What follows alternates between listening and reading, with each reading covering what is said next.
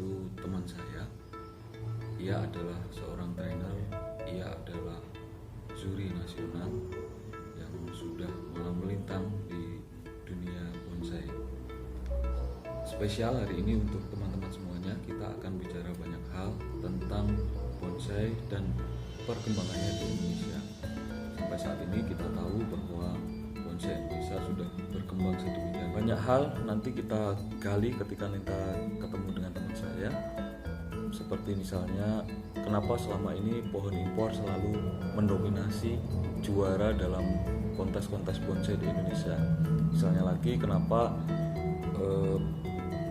bonsai kontemporer atau ekstrim menjadi barang haram dalam setiap kontes Indonesia. Benarkah seperti itu yang seperti kita pahami?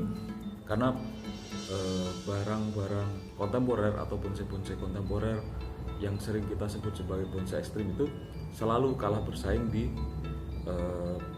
bonsai-bonsai yang diselenggarakan oleh salah satu organisasi komunitas bonsai terbesar di Indonesia.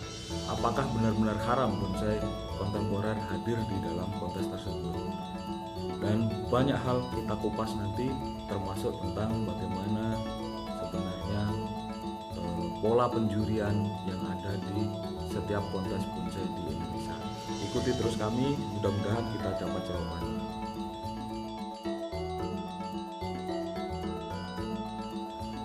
Saya berjanji dengan teman saya itu bertemu di Bantul, di salah satu rumah makan yang ada di Jalan Pantai Pandai Simo Baru kilometer 2. Dan malam ini kami janjian pukul 8. Saya rasa beliau tepat waktu dan kita lihat ke dalam. Ikuti kami terus.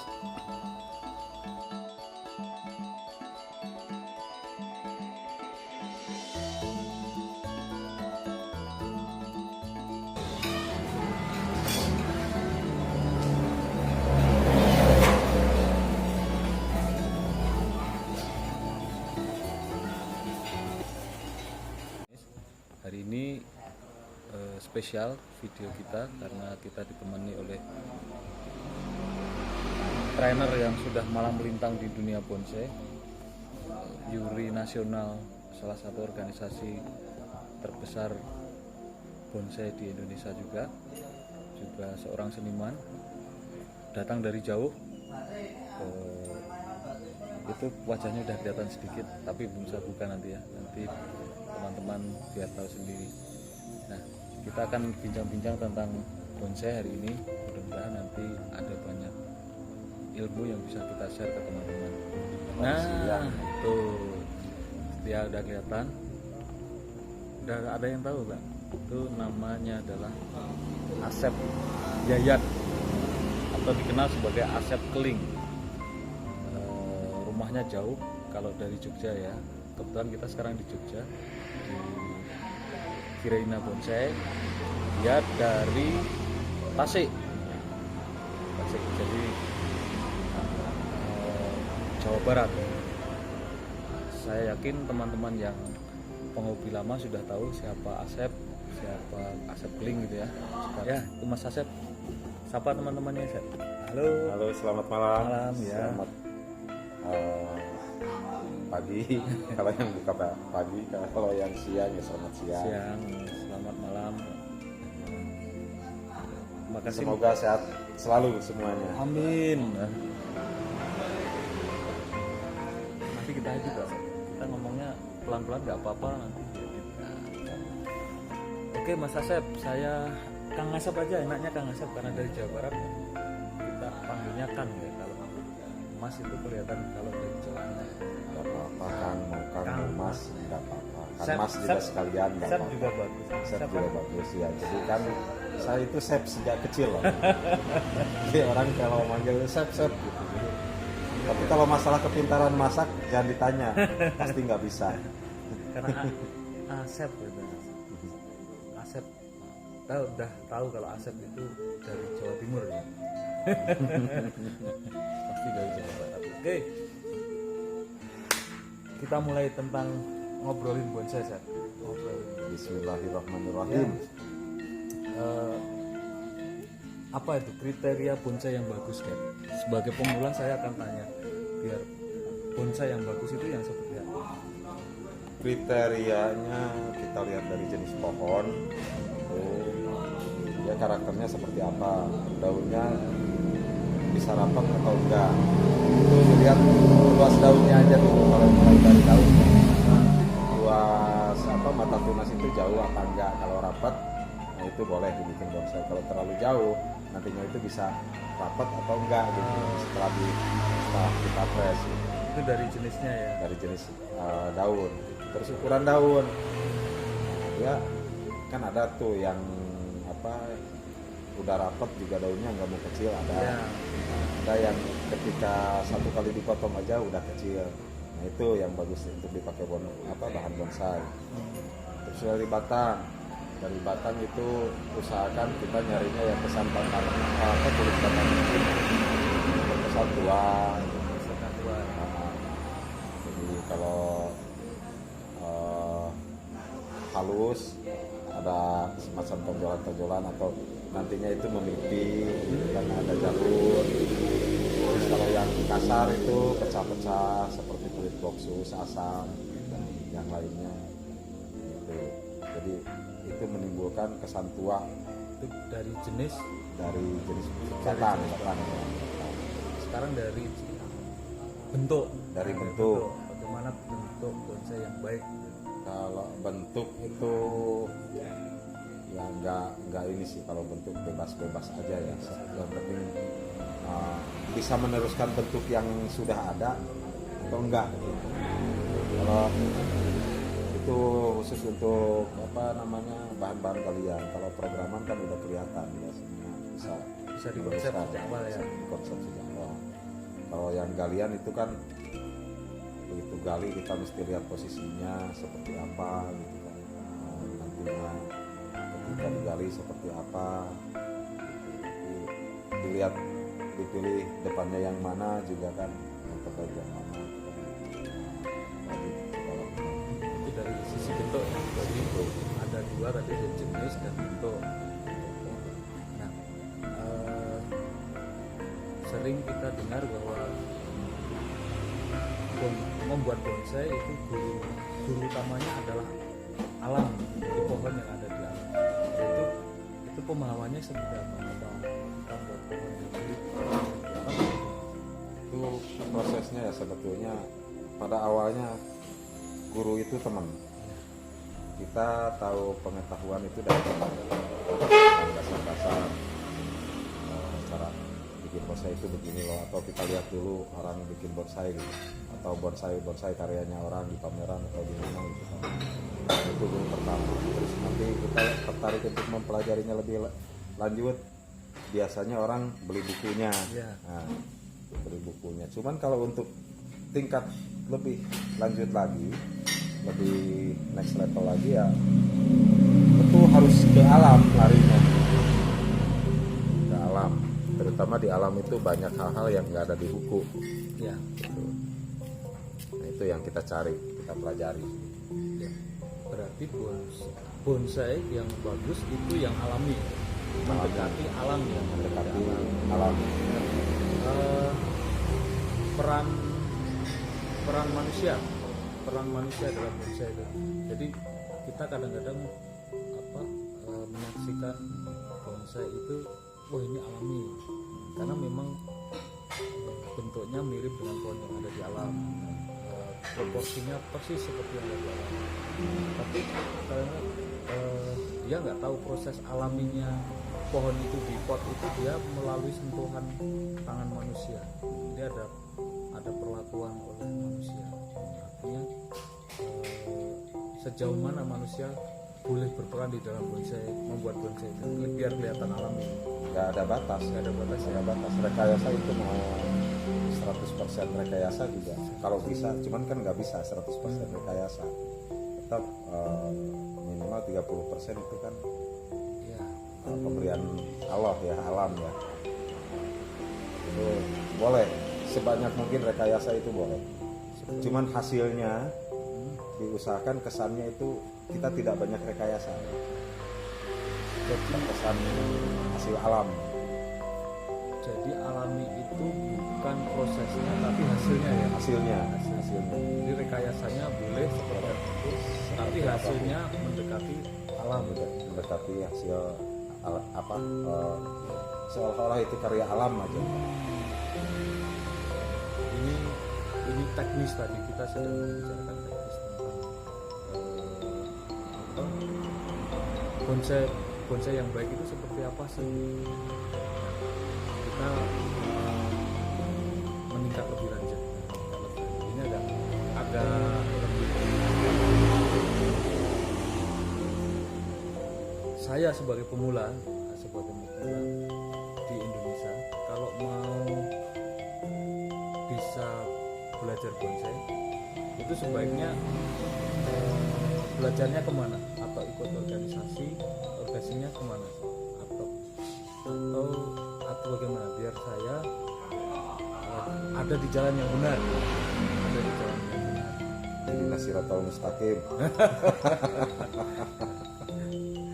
Ya, itu apa ya? Jadi selama ini kan nggak ada pendidikan formal ya, pendidikan khusus sekolah bonsai yang benar-benar mumpuni untuk menghasilkan baik itu trainer atau itu bonsai yang benar-benar paham itu kan.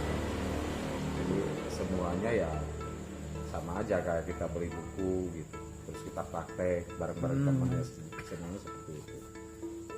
Nah kalau pengen belajar lebih lanjut, kita kumpulkan menjadi satu kumpulan orang-orang yang ingin belajar bonsai, mengundang ahlinya, untuk apa namanya, memberikan pelajaran atau sharing gitu. Itu yang seharusnya dilakukan kalau memang ingin memperdalam. Kalau dari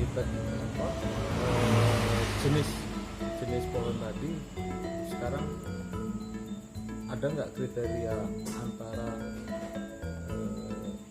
kalau saya ingin memulai bonsai ya, kan sekarang kan banyak pohon impor dan selalu menjadi kiblat bahwa pohon impor pun menjadi lebih baik karena di pameran taman selalu pemenangnya pohon impor. Nah itu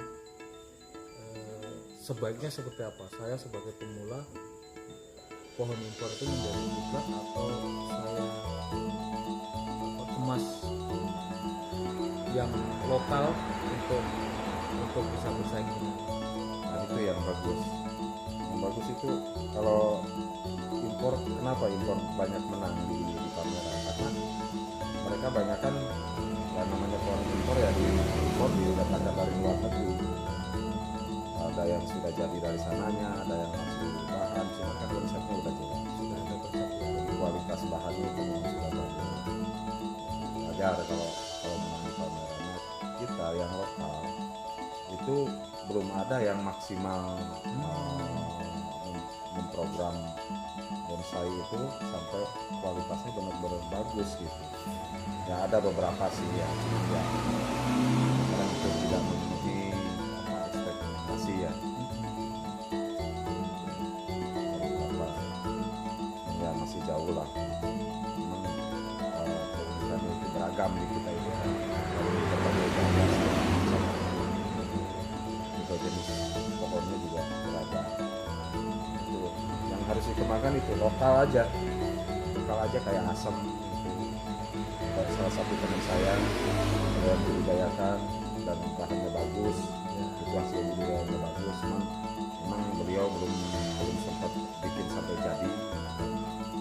Yang macam-macam lah, pikes gitu. Saya sendiri lagi mengembangkan lokal sekarang ini, amplas sama satu lagi jenis yang saya nggak tahu nama nasionalnya. Kalau di tempat saya onyam namanya. Onyam. Pohonnya seperti apa? Pohonnya sejenis buni. Buni. Buni, cuma daunnya bisa kecil. Ya. Kalau buni itu kan satu hal yang harus diangkat. Jenis pohon di Indonesia itu kan ribuan jenis dan banyak sekali yang bisa dibikin bonsai. Cuman kita kadang-kadang gini, lihat pasarnya yang bagus, pohon apa nih, misalkan kimeng, ya budidaya kimeng, atau sianci, kita budidaya sianci gitu. Sampai barangnya begitu banyak dan nggak laku ya. Nggak laku. Coba kita bikin lokal gitu, kayak beberapa waktu lalu Blitar, Tulungagung itu bikin kawista sama asem, dan itu bagus. Cuman sayangnya ya belum di pameran belum banyak yang hasil budidaya Maksimal ya. Tulungagung sama Blitar itu belum ada yang maksimal di pameran gitu. Karena dijual dalam bentuk bahan Bahan. jadi ya. Bahkan kan begitu gali langsung jual mereka. Gitu.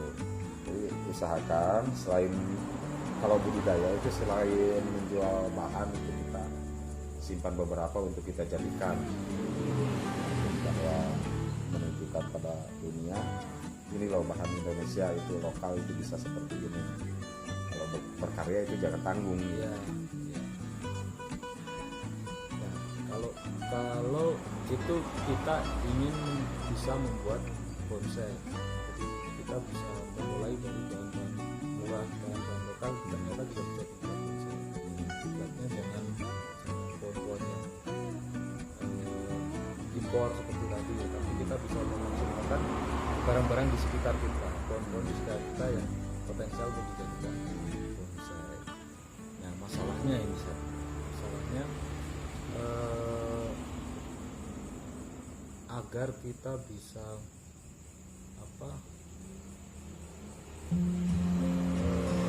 dalam jangka panjang menekuni bonsai itu seperti apa. Kadang-kadang kita juga tidak konsisten. Setahun ini kita senang bonsai, setengah tahun nanti off, atau ada perasaan bosan untuk bonsai, padahal pohon kita mestinya dirawat terus-menerus, di maintenance terus-menerus. Itu cara menghilangkan kebosanan itu seperti apa? Nah, pertama gini, kita jadikan bonsai itu jangan dijadikan sebagai sandaran untuk mencari uang.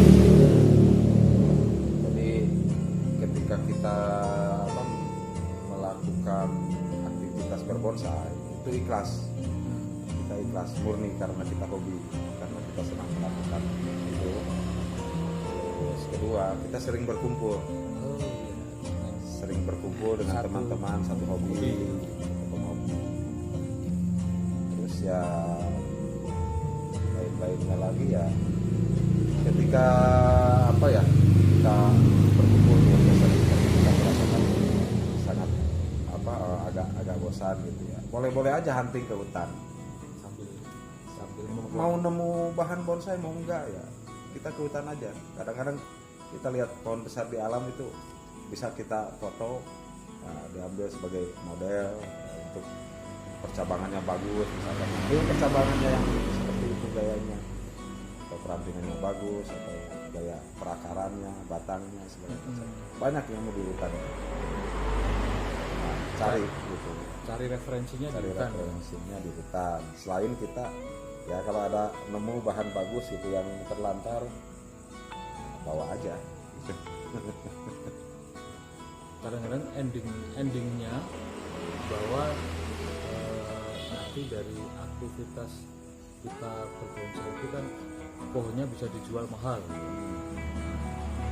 karena selama beraktivitas itu kan kita butuh biaya untuk operasional, untuk perawatan dan sebagainya. Agar hobi ini juga tidak Berjalan.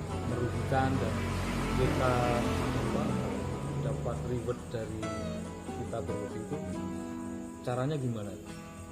Itu banyak hal ya, pemilihan juga bisa gitu, jual benih-benih yang hasil kita setek, hasil kita cangkok itu boleh, atau kita jual bijinya segala macam. Atau mungkin ya kita udah simpen gitu, kita bikin programan juga berkebun gitu kan, hasilnya bahannya udah bisa dilanjutkan sama orang lain, nanti boleh kita jual. Nah, itu kan jadi penghasilan tersendiri kan.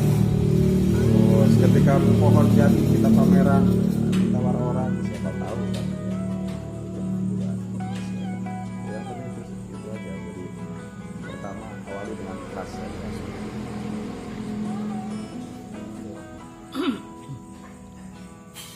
Terus tentang kalau kita ke pameran,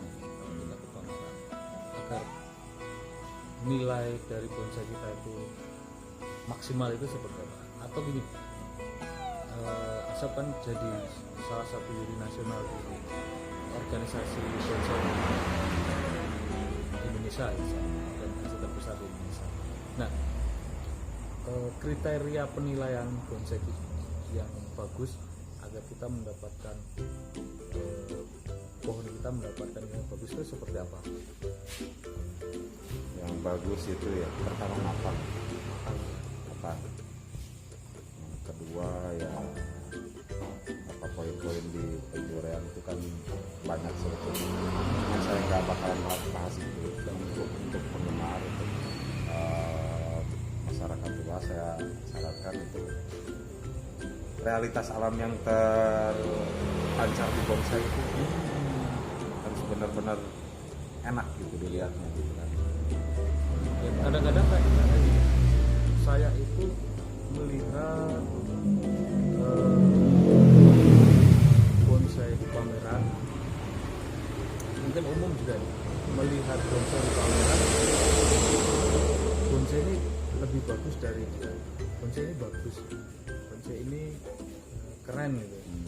Tapi saya itu tidak bisa mendeskripsikan kenapa kok keren. Paling ya ini bonsainya keren banget. Nah, ini kan susah dideskripsikan keren itu seperti apa, bagus itu seperti apa. Nah, Kan tergantung orang yang menilai Ya. keren atau enggaknya. ya, Kadang-kadang satu orang bilang keren, ya biasa aja gitu kan. Itu sulitnya di situ ya, tergantung selera juga. bagus selera. Ada yang orang suka casket ya, ketika lihat casket keren banget gitu. Ada yang orang suka lihat bunjin, wah bunjinnya keren banget gitu. Belum pernah lihat ya bonsai gitu di alam.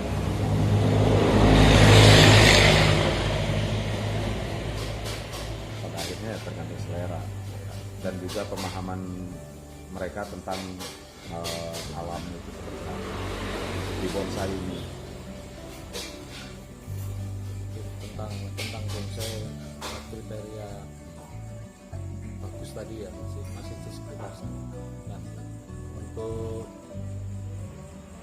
teman-teman yang hobi pohon ekstrim misalnya, kita ke tema berikutnya pohon ekstrim atau kontemporer itu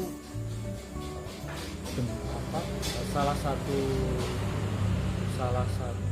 gaya atau style dalam pohon natural nggak? Ya natural, kalau ekstrimnya ya seperti ekstrimnya alam. Ekstrim alam. Di alam juga banyak pohon ekstrim.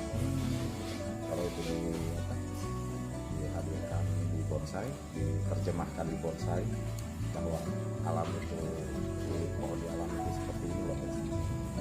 Santigi itu banyak yang muat tuh. Ada ya. Banyak di itu juga apa namanya Wahong banyak juga masih banyak ekstrim di alam. Jadi ekstrim itu kan sering dikatakan tekukan, jadi Bukan pikiran segala macam yang jarang kita lihat pohon normal. di pohon normal. Dan ternyata ada di alam yang ekstrim ya, di alam yang ekstrim kita bisa pohon-pohon ekstrim. Tidak ada pembagian dikotomi misalnya ini pohon ekstrim, bonsai yang ekstrim nilainya lebih rendah dari yang natural. Itu nggak ada dikotomi atau pembagian gitu. Enggak ada itu mau kadang-kadang ekstrim bisa mengalahkan yang lain, kadang-kadang bisa kalah juga sama yang lain gitu. Tergantung porsinya, porsi kualitinya gitu kan. Jadi tetap kualitas pohon, kualitas bonsai nomor satu ya di satu. Bandung. Mau Dibanding- gaya ya, apapun, mau seperti apapun karakternya gitu. Yang penting kan kualitasnya. Kualitasnya bagus. Ya itu. Oke teman-teman, itu bincang-bincang bonsai kami dengan Asep. Nanti kita akan sambung lagi dengan yang lainnya ya. Kita akan praktek langsung ke alam. Ini mungkin ada di beberapa bagian, nanti kita bagi tema-tema yang lain. Terima kasih sudah menyaksikan. Selamat malam. Assalamualaikum warahmatullahi wabarakatuh.